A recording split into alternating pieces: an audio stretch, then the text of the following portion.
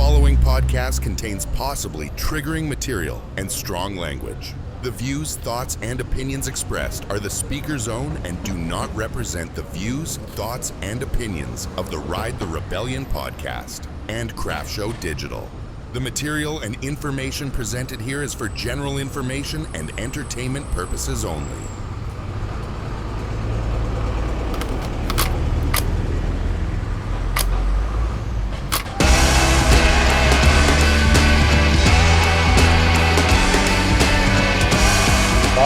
I mean, I know that Louisiana people listen to this podcast. Yeah. But I would never live in New Orleans. Not in a million years. No, I don't believe most I of them. I will eat dinner there. Anytime you want to go eat there, I'm 100% behind it. I'm not a big drinker, so drinking there doesn't do a whole lot for me. The smell of vomit and piss on Bourbon Street. And they're like, oh, well, we don't go to Bourbon. Yeah, you guys go to Magazine Street until people found that out. I don't know where you are now. But Yeah. I know that your spot for a while was Magazine Street. And I went there and got one of those weird-ass hot dogs that was over there. See? I do like Magazine Street, though. It's fun. It's not as bad as I can't stand Bourbon Street. It's stupid. No, Bourbon Street's still. Bourbon Street's for people like Shia LaBeouf. Bro, that interview though, He's so funny. I love it so much. There's a gif of it. There's a gif from it when it was like, I made a lot of mistakes, made a lot of bad decisions, made a lot of poor decisions, but I loved it. It was the most fun I've ever had. It's great. That dude is living his absolute worst best life. He's done a lot of damage, not just to himself. He has a daughter, so he's unfortunately. Well, I mean, I give the man props. He was about it when he was ready to fight. He took his shirt off. If you guys haven't seen that video, it's actually kind of funny. In the street, took his shirt off and just started punching people. Hey, by the way, this is not a movie, Shy.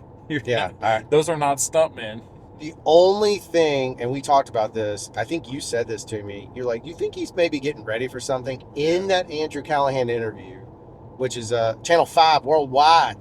If you guys haven't seen it, he also interviewed some other dude that none of us knew who he was, but apparently he's popular on the internet. Macaulay Culkin. That's not it.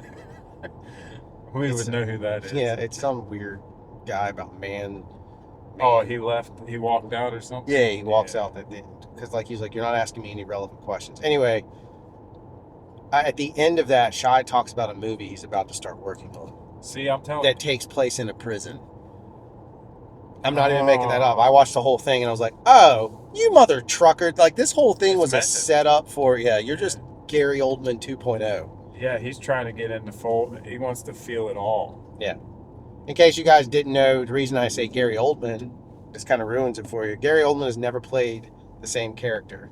Gary Oldman refuses to play the same character. Even in the worst movie Gary Oldman ever made, called Mary, that my wife was his costume designer on.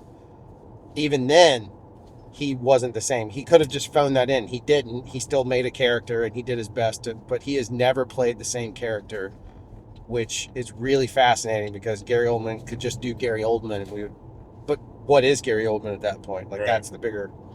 Anyway. All right, so today on the show, we're going to do the viewer mailbag. Do you remember those from the 90s when people would have like, oh, it's time. Hey, it's me, Matt Pinfield from 120 Minutes Now.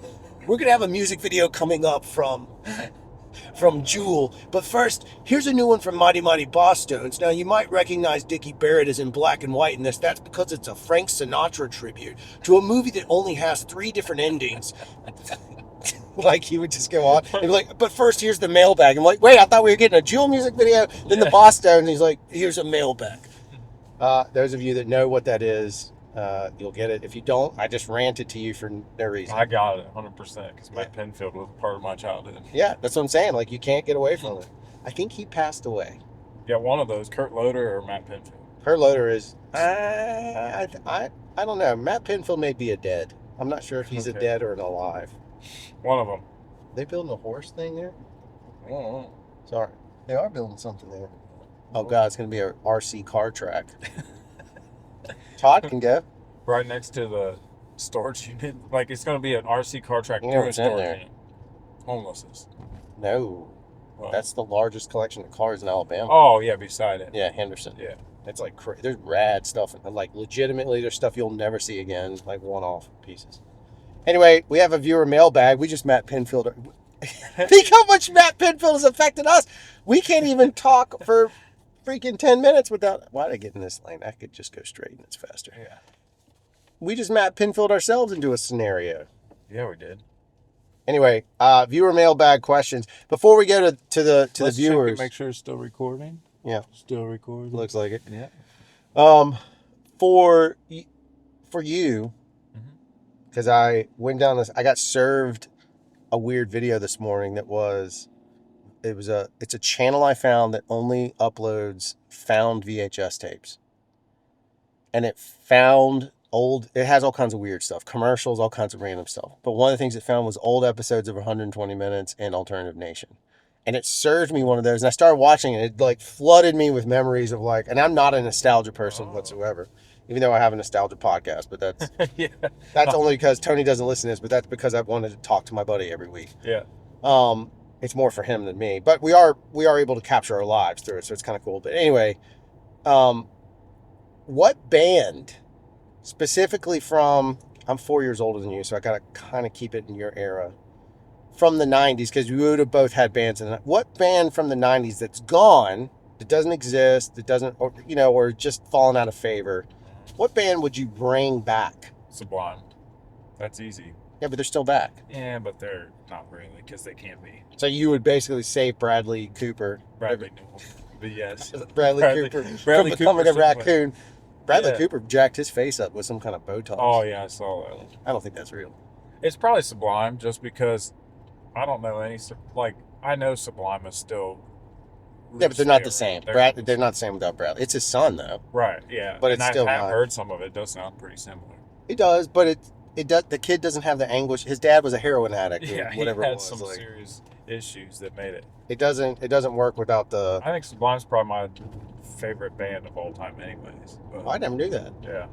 You learned something new. Hey, everybody, let's all send Dale some Sublime stickers. You know the old vinyl stickers Those they were used awesome. to have? The Sun? Yeah. Yeah, those were the sweetest sticker ever. Which was the album. I knew so many girls that had that tattoo. Oh, dude, that was like the 90s proto. And then Godsmack. It was all ruined tramp it. stamp. Godsmack ruined it. Godsmack ruined everything. That's true. I've decided bands I could never hear from again. Godsmack. Do you remember Days of the New? I'm gonna let it go. You wanna touch me, touch me. And Tantric. Oh, God, they're terrible. All of those bands I can't stand. So those, Godsmack might have legitimately ruined rock and roll music. Oh, 100%, because they introduced and they brought to light guys who sing with a phallic in their mouth. Well, they've never progressed since then. Like, we were talking about this, maybe I said it to you or somebody. Dude, I turned on the radio, like, rock station, which I never do. And I was like, I just want to hear what new rock sounds like. Like, I want to hear it. Hold on, though. Did you go to TK 101? I don't know, probably. That's our local. They haven't left. They are the Jakey Poo radio station. Oh, okay. They have one song. I think I did that, and then I put on my Spotify, like, play new rock. Because I went to TK, and it was like, well, wait a minute, I know all these. Right. And then Spotify, I was like, can you play good rock music, like new rock? Right. And it's still... said, it really does. Okay. Oh, good. Good job, Jeff Worley. It's still the same rock songs. Like, it hasn't changed. There's no new rock. No, it hasn't. And there's been a few bands that have come out. They didn't break it. Like, one of them's pretty big. One of them's called Turnstile. Yeah, okay. But old Turnstile and new Turnstile are different. Right. And There's but for the most part, Token. I can't handle them. They're terrible. No, I can't sound for me. Like, they look like Marilyn Manson, but sound like Days of the New. Yeah, they're awful. Yeah. I can't. Like, what are we doing? I don't know. There's so much of it now that, Maybe like, Days of the New might even be better than that. but I mean, I guess my parents hated rock and roll, but like, they only listened to jazz flouting. Jazz flutes. Yeah. All 24/7. I grew up with jazz flutes. Oh, God. No wonder why you really got into music, Mark. I'm really good at scat. Pat doesn't listen to this, but if he did, he would have a joke right there. Yeah. That's a deep cut internet joke. Yeah. But like it seems like the majority of rock and roll has changed into just being produced rock and roll. And I'm not a huge Foo Fighters fan, but I give Foo Fighters credit where credit is due. They've always just been a rock band. Mhm. There's another one called Royal Blood that's straight up rock.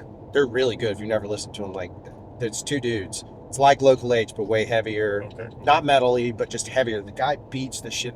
He's one of the hardest hitting drummers I've ever heard in my life, but their stuff is very just clean, pure, straight up rock and roll stuff. But you have to dig now, like, Yeah. because we're also just like media and content that we talk about a lot, we're just inundated with too much crap. I'm just going to tell you, there's a band from the 90s. Yeah, what would you bring? It's a band called Failure. Their first album is so good and so layered, and it's rock. It's just, but it's not heavy. It's alt rock. But Failure is one of my all-time favorite bands. I can even remember, because it's made such an impact, I was in a band with a dude named Dustin Anderson. Dustin introduced me to Failure, and I was like, oh my God, this band is incredible. And then they just kind of fizzled. But they're super solid. It is weird how bands have done that. But I also think, like, you have an inside knowledge of Helmet. And I think what you know is, like, they can't tour for their whole lives. So they branch out and do different things. Yep. Right? Like, Paige has done movie scores and stuff Oh, yeah, like no. that. I mean, you know, like... he's actually a jazz guitarist. Oh, really? He graduated from Juilliard with jazz degree. That is crazy, too. And then he writes nothing but metal. Yeah. Yeah, he's done a ton, but now, like, you can see, like, I can tell he's tired. Yeah. Because when we have conversations, and he sent me that on my birthday last year. He sent me it's Paige Hamilton singing me happy birthday, which was a total surprise. But it's that doofus on a guitar, on an acoustic guitar, playing me happy birthday. I didn't even know he owned an acoustic. I should know better because he plays jazz, but like... Right. But you guys think about this, like, that, you know, there's people that have the Cameo thing and they're getting paid tons. He could probably start a Cameo where he just does that and makes tons of money.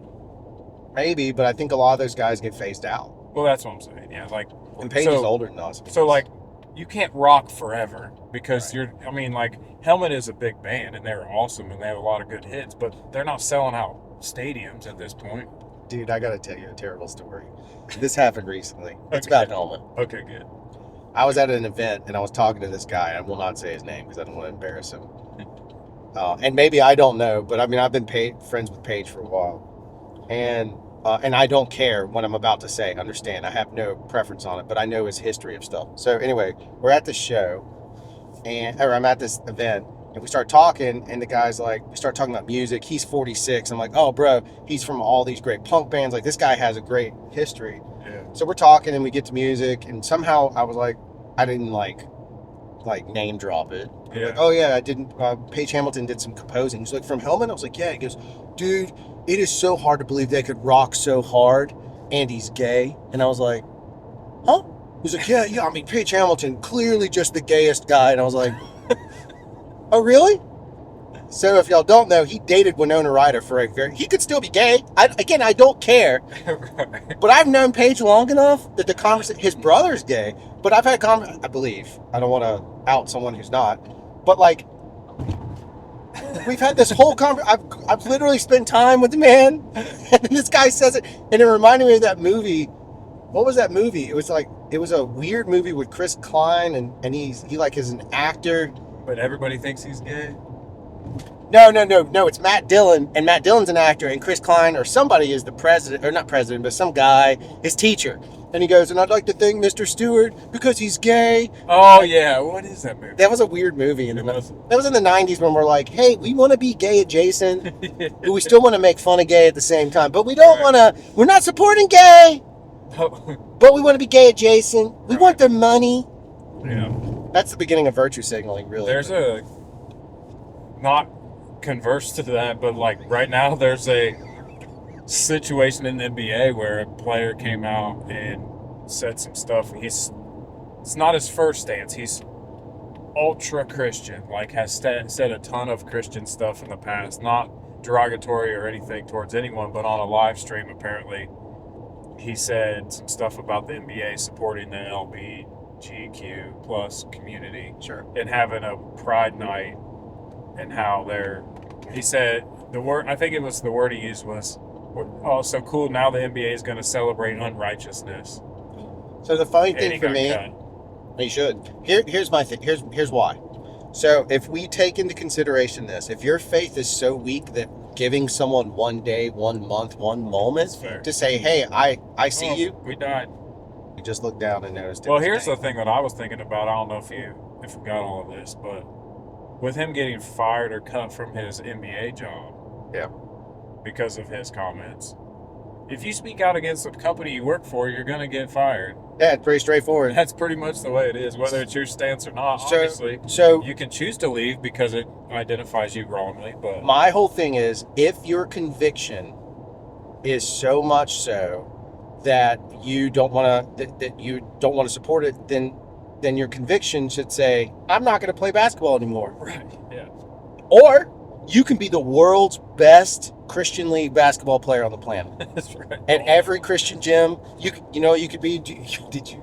You didn't. Yeah, you did. Do you remember those guys that used to rip phone books? Yeah, they were at my school, God's team. Yes, we all had to go through. They would bend things Yeah, and rip phone books. And they were just big, muscular dudes. yeah. I feel like that was Todd's dream. That was the Todd's dream. That was his dream. That's job. what Todd should dress up for Thanksgiving. God's team. Oh my God, Todd! Todd should put on a show, God's Team, Oh my gosh. at Thanksgiving. One man show. Well, he can play one song. You can play one song, Todd. But then the rest of the time, I need you to try and tear a phone book. And I need you to bend like All weekend. all weekend, just stay in character the whole More importantly, you got to find a phone book. Good luck. time. eBay. eBay. I eBayed a phone book for $100. All right, so back to where we were. We're doing viewer mailbag, right in the yam bags. Yeah. That was my viewer question. What band would you bring back? Dale said Sublime. Good answer. I said Failure. We don't know when it stopped recording, so we're repeating. It is what it is. Yeah. So we did a bunch of pre-talking to get to this. Well, I think it was recording up here, maybe. Okay, cool. So it might just go black screen. So you guys didn't miss any of your questions. Because we didn't get to them yet. Oh, I thought you were saying because it. Yeah, go ahead. All right. So I'm just going to go down the list and we can do whatever the comment is. Let me switch it to all comments so I don't miss any. And if you ask any after this is recorded, then tough luck. Maybe we'll answer it on the post for you. Oh, that's fair. All right, so let's 65. look at the comments. Border Patrol. Uh-oh. Ice, baby. Dun, dun, dun, dun, dun. All right, I would not bring him back. Vanilla. He's already back. Still Rob trying to Van Winkle. Yeah, Rob Van Winkle. All right, so we got a question in here from Eddie Peterson, Eddie P. and it may have been discussed before, but what makes an aid station the best at a race? And I said, I I'm pretty sure replied it's Dale already. Boyd. Yeah, well, I replied already and said I'm biased to this, but No, I'm pretty sure it's you. And here's my reason why. Because they had him before, but no one cared. correct. And then you went, and a group of people, but you produced it. So what people don't realize is sometimes the artist is not always as important as the producer. So there were other people there that added to the value. Eric Hagan was there. I forget who was all at the Chase first. was at the Chase was at the first one, cooking grilled cheeses or Yeah. whatever.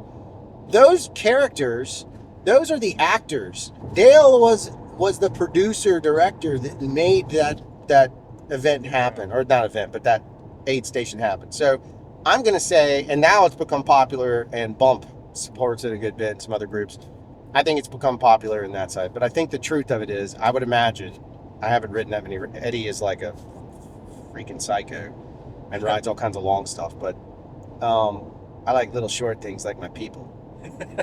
People. is I'd imagine like camaraderie, like I'd imagine that there's a spirit that's there of energy that gives you like an uplift, and obviously some kind of food is what I would say. Yeah, I would agree, and I think that's what we tried to bring. I think that to have a great aid station, you have to have people there manning the aid station that understand the culture, Right. that understand what's actually going on or what the riders or runners are going through at the time. Because anybody can hold a cup of water and spill it on you when you're trying to grab it. But to have like jokes, alcohol, food, other things that people may need along the way, because they're going through an emotional thing. If you have an aid station, the race is long, generally. Right. There are aid stations in 5K races, and if you stop at one of those, then I'll be gone by the time you finish. Yeah. So, Fair enough. but the long races, the aid stations aren't necessary. I think it's a morale booster. That's all I was trying to do with the Bull Gap aid station was like, hey, we need. Well, you've some also morale. ridden it. I think that's Yeah. a slight unfair advantage. to Yeah, other but people. that's why I did, because I knew, like, and no offense to the Rotary Club that was manning it before that, it was like, hey, I just want to have a morale booster before I kill myself up this mountain. No, that makes sense. And I think Eddie would agree with that. He liked it.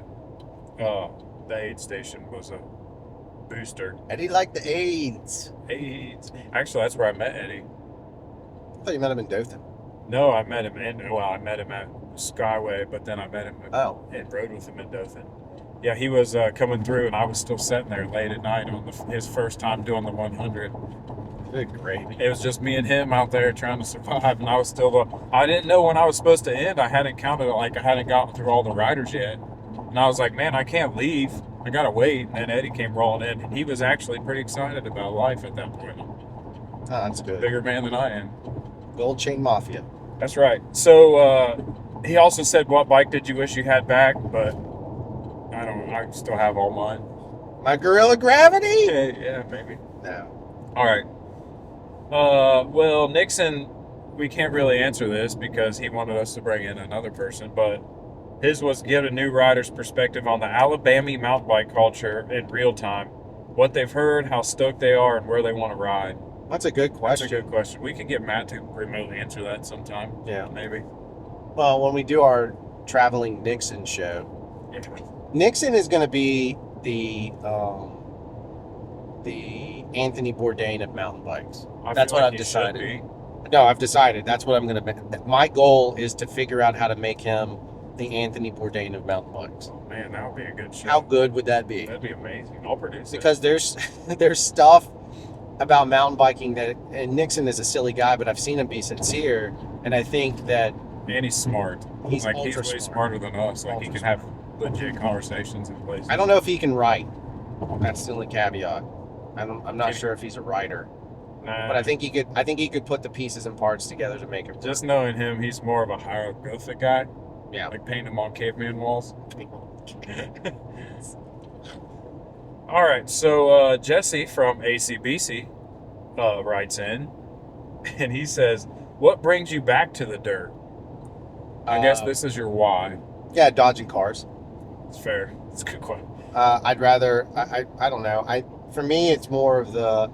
It's the quietness of it. So there's a whole lot of research on it, but it was in that podcast I sent you, but your brain, I think it was in that one, your brain responds better to quiet. That's more ice. Border Baby. Patrol is just bro. Yeah. Your brain responds to silence. You'll actually fire new synapses. You'll think differently. You'll be more clear on stuff if it's quiet. Like, it's the way your brain. So for me, the city is too. Urban rides are fun, but they're not quiet enough for me. And the woods is quiet enough that, especially, and I did see one of the questions coming up, but especially when the trails are blown off and you don't hear the crackling of the leaves. It's just you, the bike, and the birds, and whatever other critters are flip-flopping around. Yeah, I agree. It's like a connectivity you have with nature. 100%. Now, did you see that? Yeah, I knew you're a video game guy. Did you read that sign? Oh, The digital sign on a 10 going across said, "Mamma Mia, slow your cart. It's not a race." oh my God, that's With great. K. So Little Mario Kart. Mario, without the fitness that they had once, I'm not saying that e-bikes are not fitness. Like, you can't have fitness in an e-bike. You definitely 100% can. Oh yeah. But I feel like it takes a lot of fitness to go enjoy a whole weekend trip on a mountain bike if you're not in shape, right? Yep. So to get people to be able to go ride on a weekend, it helps. Like, hey, I got an e-bike, I can go ride this, and I'm not afraid to take a trip. Or mountain bike tourism might be better, right? Oh, trying to fix it because it looks like it's about to tilt. There we go. Oh, there we go. And we got a rim line. But mountain bike tourism might be better because people are more apt to travel because they're in shape enough to use their e-bike and ride. I think that there's a lot of things with e-bikes that need to happen. They need to be classified better because there's so many. Like I go to Gulf State Park and get run over by old people with twist throttle mopeds. Those are straight up mopeds. Yeah. They're modern day mopeds. I don't get it. And like it's different. You know, like the e-bikes we're talking about are pedal assist e-bikes. Yeah, I would say I think it's weird that there's so much like I still find it odd that so many people are like picking a lane, Yeah, like it's like picking a a tribe to weird get hill to into. die on. It is, because at the end of the day, I just would rather see more people on bikes. Yeah. I think I can't make an argument because I've owned both. Obviously, I still do. I can't make an argument that says, "Oh, well, an e-bike is healthier than a." He's going after somebody. An e-bike is healthier than an analog bike, but like I don't know. I think a lot of times it might be the people that are really anti e-bike are people that have never ridden one, or wow, this traffic is, that was nice of that guy, but I don't think you have to put on your hazards to do what he just did. No. That was weird. Anyway, I think sometimes it might be just a little bit of like jealousy in the sense of like, well, I don't have one. It secretly is what's going on. The Porsche. Yeah, it's the Porsche. Steel is real. Those Yeah, yeah. So I don't know. I do think it's an interesting concept because eventually I really don't think you'll need it. I think what we'll find though is you're going to have rapid charging stations if you want to. I mean, if you're going to think ahead and say that, yeah. then you can't just have some outlets.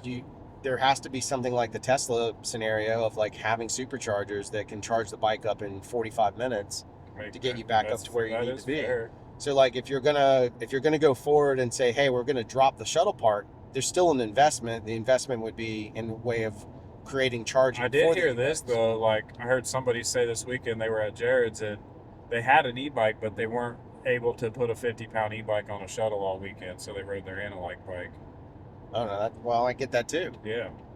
So I mean, there's the other angle is that it could just be a weight differential side of it, but I don't think you'll need it. I think that's the point. I think if you're smart, you get rid of shuttles and you build the infrastructure for e-bikes. I feel like though, or you limit the shuttles. So like instead of having, let's say you have 4 shuttles running.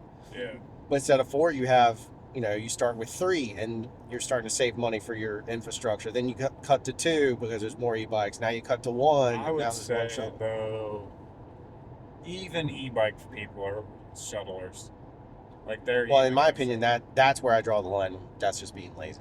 Well, I mean, I gotta save my battery to go downhill. Right. I think Jared's is pretty big, pretty long of a climb though. I've never been there, but I think I think that e-bike is the way of the future though. To answer Chris's question, I feel like it's gonna be a tool. I personally I want one, but I also want an analog bike because I think they both have a purpose. I'm with you. I'm totally with you. I mean, everybody's always like, you need a ton of different bikes for different jobs. I feel like, no, you could get away with one e-bike and one analog bike. I feel like that's the... however, we're fitness guys. Like, we like to be in shape to do these things. So for us, it doesn't make... Well, like I told you the other day, when I had mine, the thing that sucked is not that many people had it. Yeah. So like riding with other people is fine. You can ride down and do all that stuff. But the real fun to me, the real joy of the e-bike is not the downhill. It's being able to zoom uphill. And like at the Rev, I could get 2 laps in before, sometimes I did get 2 laps in before people who were walking their bikes up could even get, because they were gassed. I was like, woo, and just having fun. And then if I really wanted to push myself, I would go as fast as I could downhill and I would get that sort of that bike posture, full body workout. Yeah. And then I would go uphill as fast as I possibly could. And I'd be gassed, dude. I would literally be in, zone 4 and just breathing heavy. I just think Gosh, this is a lot of police. Man, Mississippi must just be like ice baby. Yeah, there's a lot. Unmarked cars all over. All over. So I think that the e-bike hill is a terrible one to die on. There's way bigger things that you can argue about. Or not argue about, just go ride your damn bike and get cares what everybody else is riding. Fair point. All right, Justin Copeland writes in, and he says, injury and recovery. Have injuries increased since there have become longer and slacker bikes? Oh, that's interesting.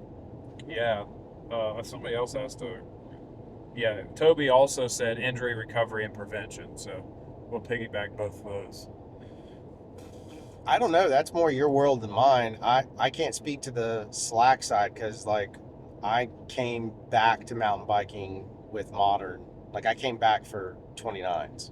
They were standard at that point. 7.5s were just mullets. I have a good perspective on this, and I think that the bikes progressed and people's skills did not. Oh, that's interesting. That, to prevent injuries, I would probably say take a class with Shred with Summit to get better at doing whatever your bike's capable of. No, that's not a plug. I would agree. But it's a class from someone like Shred with Summit. How about that? That makes it not. So Toby doesn't pay us enough yet. Tobes. Well, Toby has a lock on all of the classes from mountain bike classes in one region. But I think that the bike's capability far outweigh our capability a lot of times, and people they see the video marketing of what the bike's capable of doing, and they get this misconception that they're able to do it, causing injuries.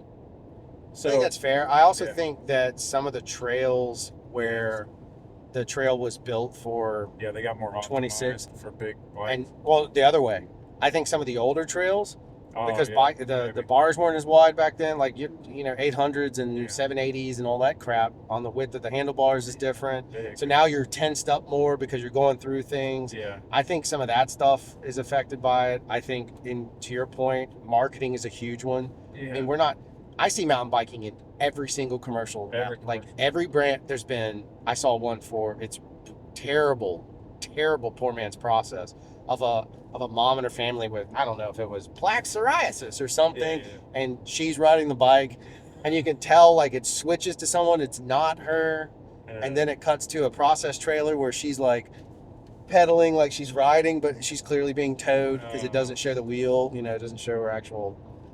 I think I've seen that commercial too. But that stuff has gotten, like, it's everywhere. And every car commercial, trucks always have mountain bikes in the back. 100%. And they always show rad dude going downhill fast. Yeah. Every single one. Yeah, I don't know. I would say it's more of the skill has it. And to injury prevention and stuff, we deal with injuries pretty regularly, whether it's pulled muscles or something like that. Usually that's what it is. But I feel like it's preparation, stretching, proper hydration, all of those things. So that's my big one is what I notice most guys don't do, which is stretch. Yeah. And guys, I mean anyone, male, female, doesn't matter, but is stretching. So I stretch daily, and I learned that, and it has tremendously helped obviously I re-injured my back recently, but that's also probably because of the weight room, to be honest.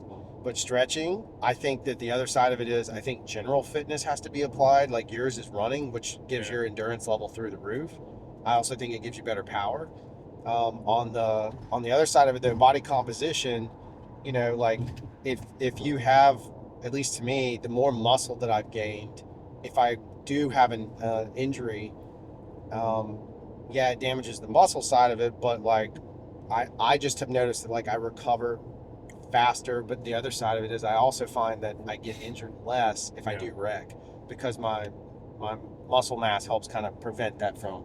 Yeah, I think that fat seems to smash bones. I don't know what to say. Being in shape is a key to not being injured if you crash, or a key to preventing serious injury if you crash.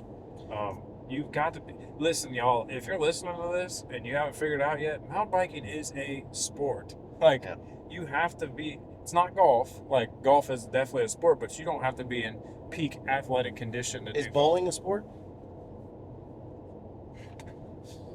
It takes a certain set of skills to bowl. After I watched that bowling documentary on HBO, that series, which if you guys haven't watched, it's produced by A24. It's hilarious. It's brilliant. I did not know the sport element to me is like golf. Golf has a physical swing. You have to be able to read the green, but really you're not exerting yourself. You're not running between holes, right? That would be brutal. That would be. It made you be Asian. That's what they do. But in bowling, what I didn't know on the professional level is that I'm sure all lanes do this. Every time they lay down the oil for it to be slick for the bowling ball, it changes. So those guys have to learn. They have to bowl enough to learn the pattern of how the oil flows. There'll be like drier spots, slicker spots, and all They that. probably got different balls for all of They it do. too. They have different, exactly, and the Different spin placement, rates and stuff. the whole thing. So that's no different than golf to me. So it does become a sport at that point. Yeah, old Bill down at your local bowling alley smoking 75 cigarettes and drinking 8 beers and bowling at 270. Golfers drink a lot of beers and smoke cigars. That's true. I don't know. I'm just saying that mountain biking is a physical sport, and That's the difference. go out on the weekends and think that you're not going to get injured, like you've got to do stuff during the week. That's all we keep saying for years. Yep. All right, that's my soapbox. Oh, Chris Pennington added another one. Oh. Well, I feel like we've discussed this before, Chris. If you haven't heard it, then you weren't listening. His campfire question is better industry and innovation, the one by drivetrain or the dropper post. There's no right or wrong answer, but choose your fighter is what he said. I'm pretty sure. We've said it a lot, and it was dropper post. Yeah, dropper post is. I think the one by is just a convenience. Dropper post is a necessity, and we've talked about that Yeah. in a lot of detail. All right, so But good question.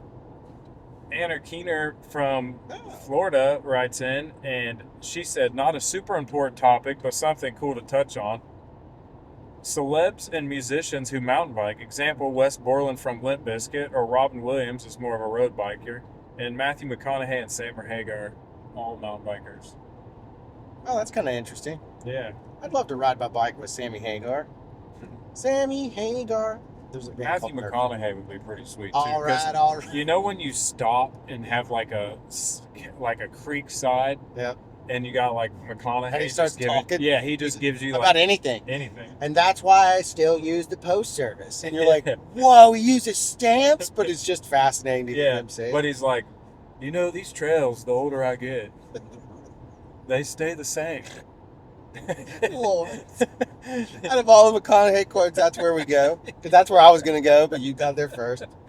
But yeah, I think, and Reggie Miller is a former NBA dude. He's Somebody else is too. Shaq? No. I don't know, Shaq. Some other big dude. Because we were I feel talking like about they they made him dabbled in it. no, it's a guy in Mobile that has an extra large bike. Oh, Jason Caffey. Jason Caffey. Yeah, but I think that there's probably more athletes. Jeremy McGrath, it was a motocross racer for a long time. Yep. He got into downhill for a bit. There's popular YouTubers called Rhett and Link. They do that Good Mythical Morning. Yeah. Link showed up. I don't watch that very often, but every once in a while it gets served to me. And he had a broken arm. They live in North Carolina, or he's from North Carolina. They live in LA now, but he was out mountain biking and broke his arm when he went home or something. And it's like, oh, there you go. I mean, I think there's probably more than we realize that mountain bike, because even if the bigger the celebrity, the probably easier it is to hide. I can't imagine being a road biker or cyclist rather in Los Angeles Yeah. unless you just want people to see you.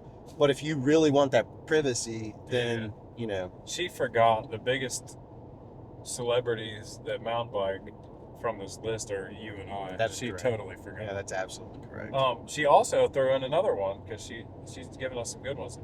Also, mountain bike tattoos. Favorite ones you want, cool designs, fun topic. I'm not too serious about health today. That's what she said. But Drew's tattoo stance is interesting or non-existent. Jews can't tattoos. That's right. No tattoos on Jews. That's my new musical. It's going to be what was the name of it's Hitler in Spring Part 2. Hitler in Spring or Hitler inspiring? No. That's the producers is a Mel Brooks movie about Okay. two Jewish guys that write a play about the Holocaust. It's hilarious. Oh, okay. And there's a song called Hitler in Spring. It's really obnoxious. Yeah, so Drew has no tattoos. No tats, no piercings. Doesn't really think about it. I don't like mountain bike tattoos. To me, like it has to symbolize something. Like to go I get like a brand yours. logo, it doesn't make any sense. I've seen gear tattoos. I'm not really into that. Like it's pretty generic.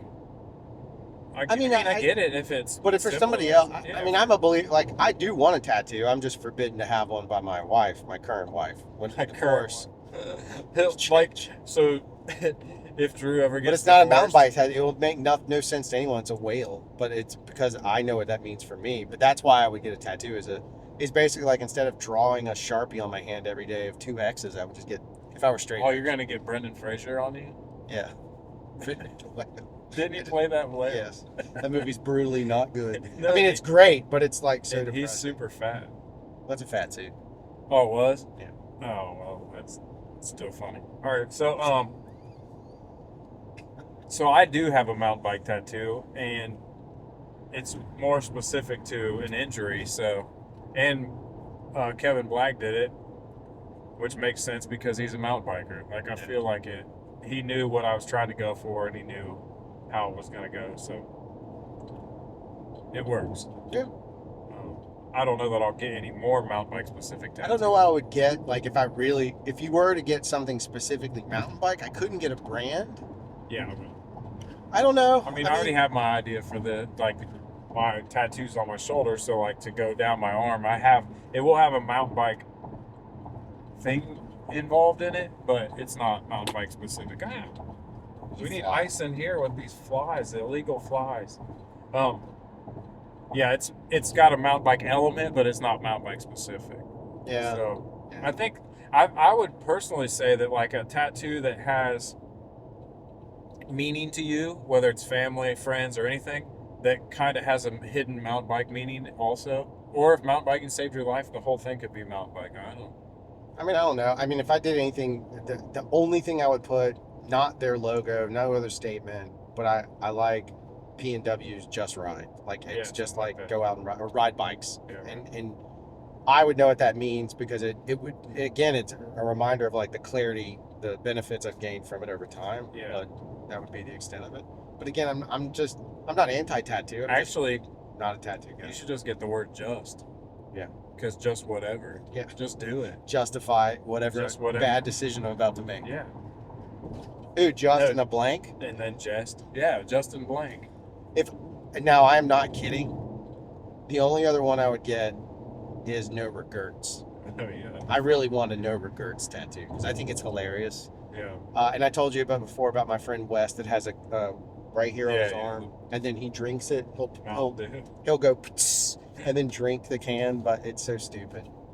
That's a hilarious joke, and it's just for Code Red. One they don't even make. I don't even think they make that anymore. Hot tattoo tip though.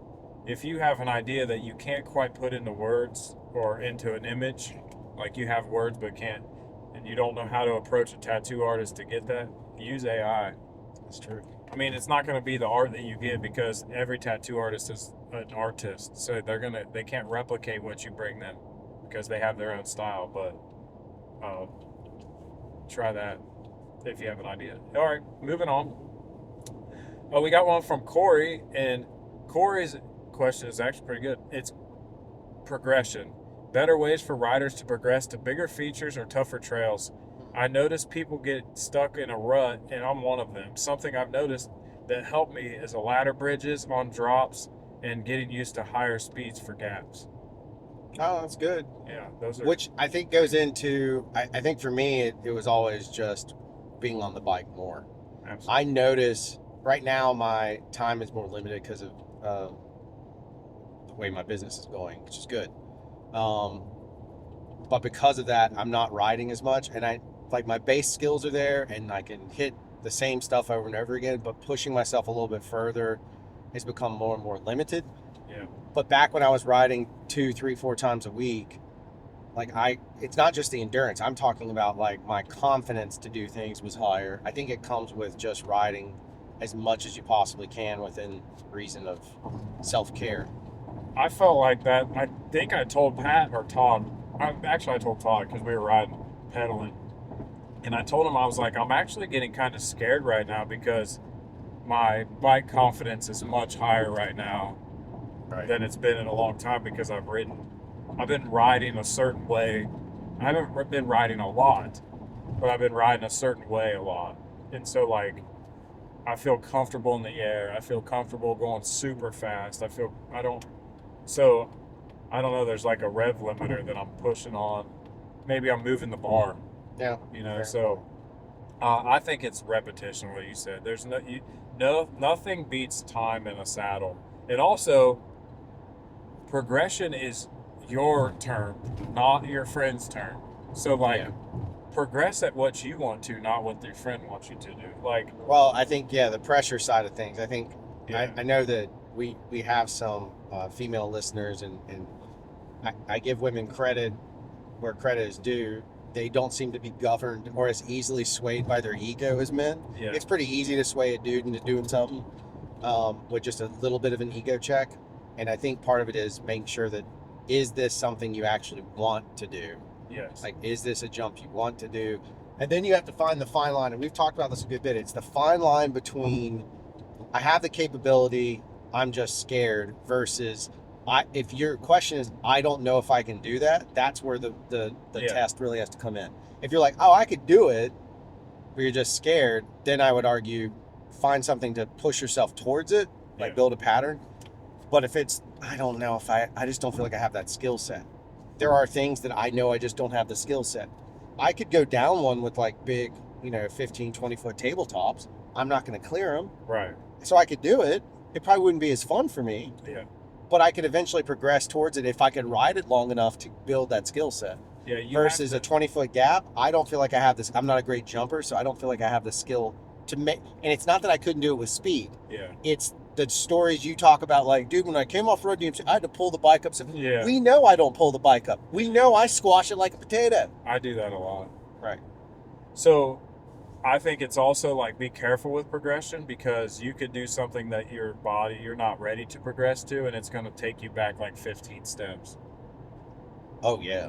Like if And you then if don't you get do it- injured, yeah, right. then you got to start all the way back over. yeah. So it like you have sucks. to do progress don't think that every ride has to have a progression element either. Like, doesn't need It it. goes back to the fitness thing right now. Like, so if you weightlifting, for example, I'm in a phase they call recompositioning or something. Recomping, I think is the slang they use for it, where my fat loss and muscle gain are equal. So my scale is not moving very much. Yeah. But if I go look at my strength score over time, it has increased exponentially. I'm like 30% up over the last 90 days. Body comp, yeah. And so, but that's a slow process. That is not an immediate shift. It's not like I went in there and was suddenly, You know, it's a fast process though. If you stop doing the workout, oh yeah, the it's gone. fat will be Yeah, back. yeah. And the Super muscle's fast. gone. Yeah. It's still gone. It's exactly right. Yeah, I think though, I mean, yeah, just progress at your own pace. And also, none of us are getting magazine deals to reference the 90s. Like, you don't have to progress. You can go ride your bike every single weekend and do what you do and be content. I would argue if someone is shitting on you for not riding, You can this- progress the way- past their friendship. That's what I was about to say. Is that maybe you need to progress right on past that relationship. Yeah, Because a good friend is going to encourage you, yeah. or do stupid shit like, no, you go ahead and go in on this drop you haven't hit in 6 months because it's been broken. I'll follow you. I did. You I did did it. fine. It was fine. So I think that's it for progression. That's good. It's a great question. All right, All these Jason. have been really Yeah, good. very well thought out. Much better than what we could have. Smarter than I thought our audience was. Bigger than our audience, I thought. So Jason writes in and he says, how much trail riding does it take to make you feel like you should do trail maintenance? Oh, shit. And I personally feel like there's a huge gap between the two, and lots of people riding don't truly understand the importance of volunteering for trail maintenance days. I also think most truly don't truly understand the need for it because they only see clear trails. But we all know it's not magic. Man, that is a It's a good one. extremely good question. I think for me, and I'm going to use our bike because we maintain it, so I'm going to use that. I feel weird if I just walked over to Muskogee, or if I just go up to Oak Mountain and I'm just chase rides by and I'm just up there with the blower and I'm like, shitter's full. However, they would not be mad, I'm sure. But like, I wouldn't do that without permission and that whole process, so that's different. But on our trails that we maintain, that I have the ability to work on them whenever I need to, yeah, I have found that when the leaf drop is so much that it has been like you start to get a little brown ice and you're slippy and slidey. That's when I'm like, yeah, I gotta get to it. Right. And I can usually tell, like when I've lost track of it's also weirdly by sound for me. Yeah. When I hear the leaves a lot, then I know I need to get off my ass and go do it. That's on that side of the light level of trail maintenance. Yeah. The other part of it is every single time on every single jump on every single feature that I've touched or that I'm going to ride, I am immediately observing how it looks, and I will make a note. We have closed a bunch of stuff that was wood where we're like, it's rotten. I had to pull. I mean, it was still technically rideable, but there was a risk, an inherent risk. So we pulled that whole jump off of like Woman, just because I was like, yeah, it's gotten to the point where I just don't feel like it's safe. Yeah. I feel like it's all of our responsibility to look at those things. So that's one level of trail maintenance, is always look at that. And then just be like, hey, just a heads up, the dirt's a little skinny on Primal. And Dan will be like, oh, I'll go fix it. Yeah. I don't have to. He's going to do that because he wants to. What's your take on that? It's a good question. It's really so I have a couple takes because I know what he's asking. I think that a couple problems happen because I'm obviously on the board of a mountain bike organization, so I have to help try to keep that. There's a couple things that happen. So those organizations set a standard of expectation for the trail users, right? The trails are going to be in a pristine shape every time you go out and ride them because a certain group of people have dedicated themselves to do that. right. However, if that same certain group of people doesn't do it and no one else steps up to do it, then you see an issue, right? So you enable those people that aren't doing anything to keep doing nothing. Right. However, there's another transactional part of the relationship where you work a lot. You don't have time to go volunteer 4.5, 5 hours to do trail maintenance. However, you pay to join the organization.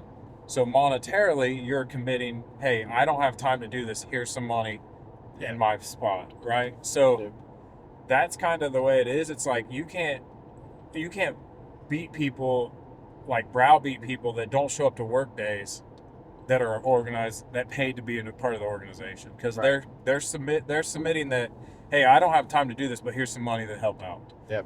And like in some people, that's the transactional part of it. Like, hey, this is what it is. However, I do feel like there's a certain group of people that are always going to feel obligated to do the trail maintenance. It's just the way it is. Every place has it, and every one of those groups of people are going to bitch that more people aren't there helping. Well, let's be honest there. Right. There's a little bit of, there's the group of people that just go do it because they're like, hey, I ride these trails. I need to do it. Yeah. Right. Then there's a group of people that go and do it so that they can bitch about it because they're virtue signaling. Correct. That's in anything. Yes. It's like we're not immune to it out inside of mountain biking from Right. the people, and no offense to the statement, but no dig, no ride is essentially saying like, Yeah. right? It's Yeah. a virtue signaling scenario. Like I did the work, so I'm allowed to. Right. So I like I think your perspective is unique because you see both sides of that. We have a Yeah. private park or whatever the red is. We have Yeah. that environment, and then we have, another side of it, which is like there's other. The harder part for me is, God, if I'm just being real candid about myself. I mean, when I first rode at South, I immediately joined Samba. When I got back on a bike, I was like, okay, it's my duty to do that. They had a trail day. I came out there. I've gone to most of them that I could. Yeah. And because I recognize that it's part of my passion is conservation, is trail maintenance. Yeah. But then, I don't know. I think a lot of it is, if I'm being real candid, is like I've been guilty of like I can't do it. Somebody else needs to do it. Yeah. Whether or not I pay, it doesn't matter. It's just like somebody else needs to get on it. And so I've lazed out and I've discarded my concern for conservation for my own ego Well, here's a and needs. hack or a tip about trail work days. If you don't have any friends in the mountain bike community, go to a trail work day because you're going to get some good camaraderie. The trail work days I've had or ever been around have been great for like, Especially boys in friendship. striped pajamas. yes. Yeah, there's been like so many trail building stories because you're with the same dudes that you go ride with, but now you're just standing there talking, working, or working down a trail. you're not on a bike. So I don't know. I feel like this whole mountain bike world is volunteer based. So just so you all know, everything is volunteer based. There's not too many people getting paid in this industry to make your trails better. So a little thanks goes a long way sometimes, or a little money If I if you're were, not doing trail work. and again, I'm not in your seat or Chase's or anybody's, but if I were in charge of a mountain bike organization, I would actually have a separate thing called the Trail Fund Yeah. or whatever. That's literally money that goes in there that helps fund whether it's, food for the people doing I think maintenance. Chase is pretty good about that. I would, but beyond your normal account, I would make Yeah. your account money. Some of it does go to it, your membership, but I would take it to the next level and be like, hey, here is a fund in which anybody can contribute to do that. And I would be direct and be like, hey, can't make a trail maintenance day, skip it by doing this. I would just be Yeah. blatantly honest Yeah, about like donate to what the guys are Yeah. going to do this weekend. Gas like or the whatever. trails aren't free, but donate $5. Right. Just if you think about it, if you donate, let's just say you're super cheap and you did $5 a year Yeah. in addition to your membership. $5, dude, and you're riding it. Come on, Yeah. you're talking about 10 cents a lap. That's stupid. Yeah, I think that more people need to understand that it's not free. Like, trail maintenance isn't free, and the stuff that they're doing at Oak Mountain is really expensive. Right, but we live in a convenience culture, so take the instead of trying to do the guilt trick, go the other way. The convenience side of it is Yeah. this. People are still going to go do those trails. But if you were out there and every time you went out, even the Reb, and you blew the Reb stuff off, and you knew that you just got like $10 or even though it's $5 an hour, you still got something else out of it besides the personal satisfaction. I think that's a pretty good. Yeah, I've locally in our thing, I'm testing this something. We'll see if it has any. And I've kind of enabled everyone because of my time and structure. I was able to do all the trail work locally or stuff that doesn't require a whole day of trail work. Right. Not just at the Red, but like on our local trails. So I've kind of like cut back from doing it to see if anybody else wants to step up and do it. So far, I get it. it's been a little bit meek, but it's also it's leadership at your expectations. Like if you set the expectations, you get what you allow. Like if you allow people they're volunteers. I can't publicly go on there and be like, you guys all suck, no one's doing trail work, or you suck because this was all. Praise the people that are there and don't worry about who's not there. That's correct. Like only worry about who shows up and who cares who doesn't. If you have 4 people, get the job of what 4 people can get done and modify it. Like 100%. you don't need to do a job that you thought you were going to have 10 people to do. Do what 4 people can do and praise those people because those are the people that matter, right? Yep. You don't need to. Everybody's got an excuse always of why they can't be somewhere. The excuse is you didn't prioritize whatever that is, and so clearly they don't prioritize what you're doing. Right. So hey, figure it out. And it's okay if you reach out to a local mountain bike organization and ask what needs done on your own time when you have time. They're going to give you a list of things that you can help out with. Yep. Trust me. So don't think that it's only limited to those work days.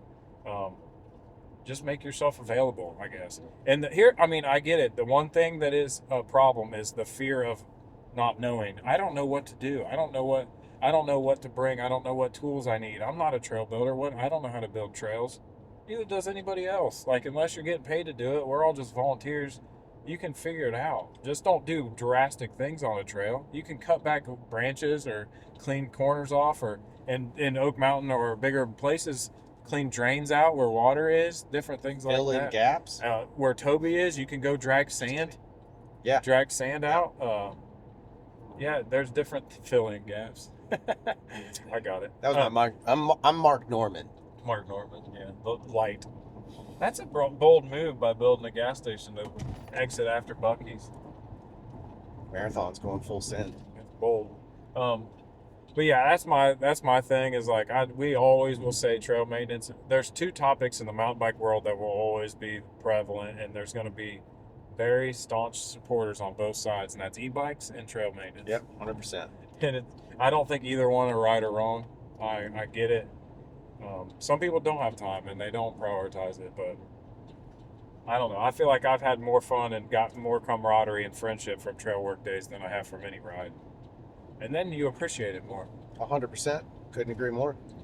So that's my Oh, thoughts. good question. Yeah, that was a great question. Let me see. Let me double check. Oh, we got some more. Okay.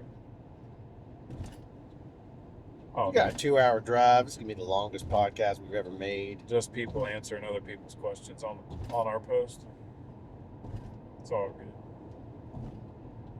Yeah, I That's think it. that's it. That's all for now. And that was within a 12 hours after we posted it. So good Pretty job. Good job, fan base. You guys still out there breathing. Yeah, good job, fam. Fan. You know what people say? My fan. I don't know. I was in the grocery store the other day, and I had I think I had like kind of gym clothes on. I don't really have gym clothes. I just wear a t-shirt, but Gymkhana. I have a Gymkhana shirt. It says Gymkhana because that movie is so good. I know. Yeah. Anyway, whatever shirt it was it was a little bit tighter. It felt pretty good about my. Dale, by the way, sent me this meme. There it is. Oh, yeah, When you wake up in the morning, it's a dude that's just super ripped.